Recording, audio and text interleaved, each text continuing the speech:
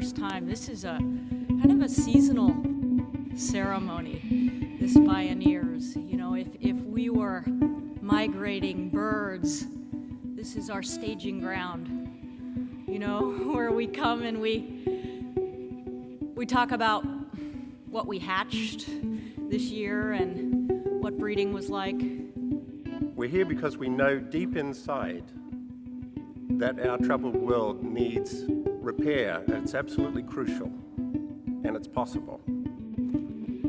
For me, I know it's possible because of what I've learned from nature. This movement is humanity's immune response to resist and heal political disease, economic infection, and ecological corruption caused by ideologies.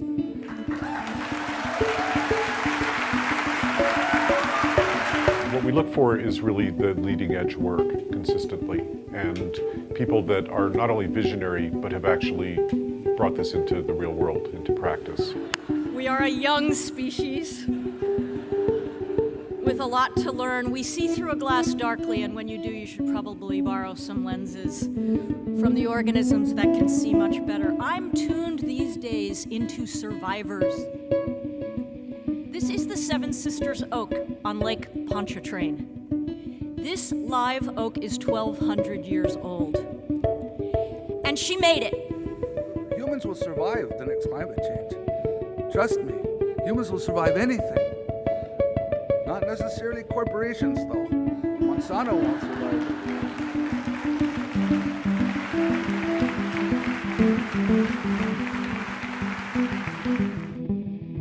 Agriculture uses more chemicals than any other industry on the planet.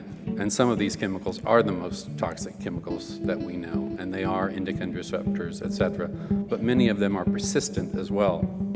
Agriculture, because of the soil erosion and the chemical use, is the largest polluter on the planet.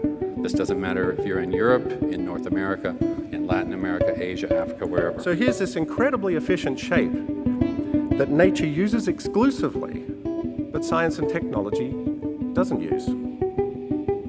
Why not? So once I put this together, what did I do? I decided to show industry that it's more profitable to copy nature than to destroy it. Government is how we express our collective will. Government is a good word. It's up to us to make it a good institution. The overwhelming number of people who die in war are innocent civilians. War is not a civilized answer to conflict in the 21st century. Now, the tide is turning. You can feel it. You can feel it in this conference. You can feel it in the world. You can feel it in the newspapers. But it's not turning fast enough. The status quo is taking us towards the cliff, towards the cataclysm, faster than the tide is turning. There are many poisonous plants in the rainforest, but the antidote is always found within 4 feet. Racism and segregation, it's an expression of disconnectedness.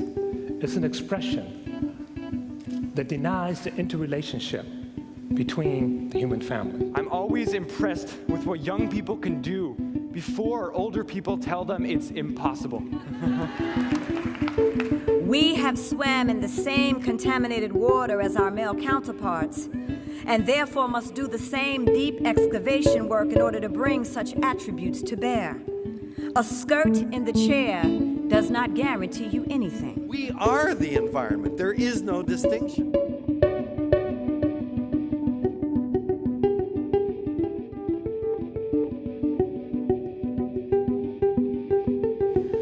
What's ultimately required is a change of heart, a shift in how we relate to each other and to the whole of the living earth.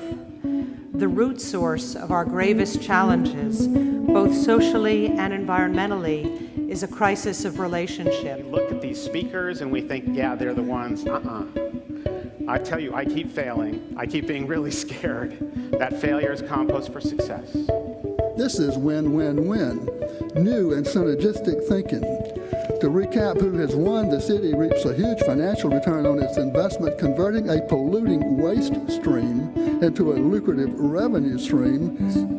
In fact, organisms have done everything we humans want to do, but without guzzling fossil fuels, polluting the planet, or mortgaging their future. So the alternatives are there. We just need to give them visibility. It seems to me this is an endgame we ought to be playing to win. Thank you.